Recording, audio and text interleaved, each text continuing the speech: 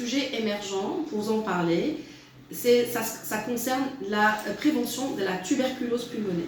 Par définition, la tuberculose est une maladie infectieuse qui est causée par une mycobactérie qui s'appelle le Mycobacterium tuberculosis ou bien bacille de Koch, en référence à Monsieur Koch qui a découvert cette bactérie en 1982 pour laquelle il a eu le prix Nobel. Donc cette maladie infectieuse qui est la tuberculose, elle peut toucher tous les organes, mais sa principale localisation et la plus fréquente reste le poumon. Et pourquoi on parle de la tuberculose pulmonaire? Parce que c'est la forme contagieuse de la tuberculose. Et c'est la plus fréquente également. Donc elle est transmissible par voie aérienne. Donc quand on a un sujet qui a une tuberculose pulmonaire, quand il parle, quand il éternue, quand il tousse, il va donc libérer cette mycobactérie dans les gouttelettes de salive et il va infecter le sujet qui est en contact, enfin, qui est en face de lui ou à côté de lui. Et donc c'est une maladie pour laquelle il y a un traitement. On peut guérir de la tuberculose, mais on préfère l'éviter. Comment prévenir cette tuberculose quand on est malade et quand on n'est pas malade, avant de l'attraper la maladie et une fois qu'on est malade. Donc, comme j'ai dit, la tuberculose, elle est présente dans tous les pays du monde, elle touche toutes les tranches d'âge.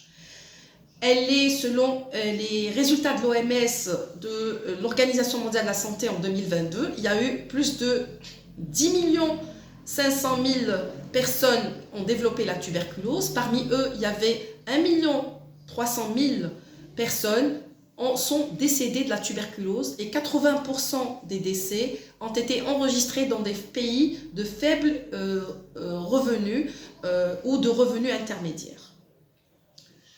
Donc, cette plaque nous résume un peu qu'est-ce qui se passe quand on est en contact d'un sujet atteint d'une tuberculose. Donc, un sujet qui est contagieux, qui présente une tuberculose pulmonaire, quand il est en contact avec un sujet qui n'a jamais été en contact avec le BK, qu'est-ce qui va se passer? Il va, en parlant, en éternuant ou en toussant, il va transmettre le BK par voie aérienne dans les gouttelettes salivaires qui vont passer dans le système respiratoire du sujet contact.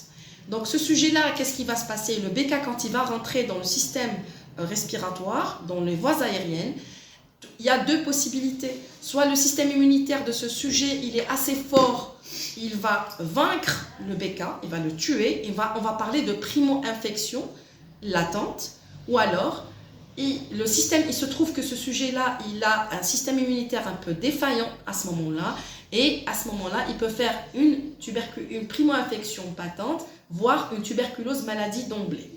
Et donc, il devient lui-même porteur d'une tuberculose maladie et qui peut lui-même contaminer d'autres personnes. Alors, certaines conditions, on a parlé que tout dépend de notre système immunitaire quand on est en contact d'un tuberculeux. Et certaines conditions augmentent le risque d'attraper une tuberculose, c'est-à-dire toutes les situations où le système immunitaire est affaibli. Par exemple, quand on prend certaines thérapeutiques, un traitement corticoïde, immunosuppresseur, qui vont diminuer l'immunité.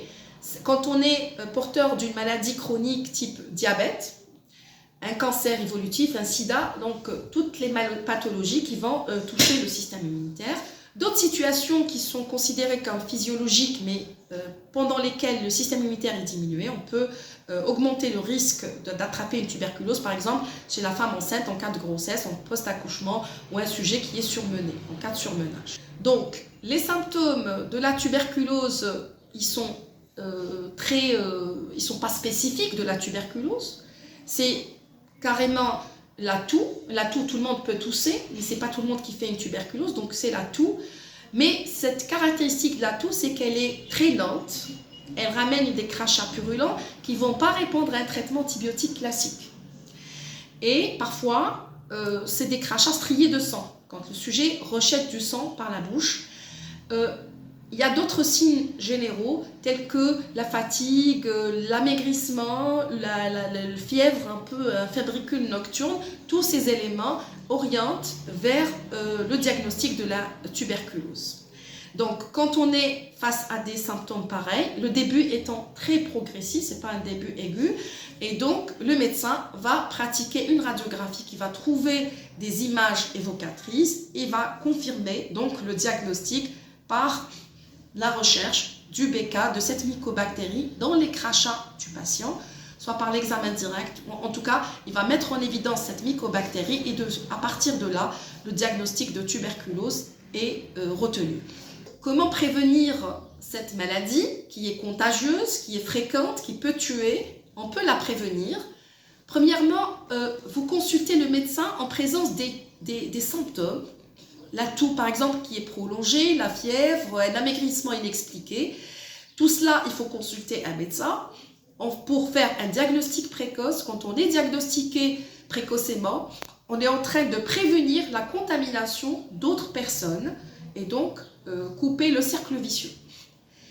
Si, par exemple, on est déjà tuberculeux, on est déjà diagnostiqué comme tuberculeux, on peut toujours pratiquer une prévention pour, premièrement, en prenant le traitement correctement tous les jours pendant 6 mois. On ne doit jamais arrêter son traitement de façon sans prescription médicale. Et donc, on doit suivre les instructions médicales. Même si on se sent bien les premiers mois du traitement, après 2 mois de traitement, il ne faut jamais arrêter son traitement précocement, sans la prescription, sans que le médecin nous le dise. Ça, c'est le premier, parce que quand on traite la tuberculose, on est en train d'empêcher donc la dissémination de cette mycobactérie, de la contamination d'autres personnes. La personne qui a une tuberculose, il vaut mieux qu'elle porte un masque donc de protection pour éviter de contaminer d'autres personnes de son entourage. Il faut qu'elle jette les mouchoirs utilisés dans un sachet bien hermétique, ne pas les disperser comme ça par terre.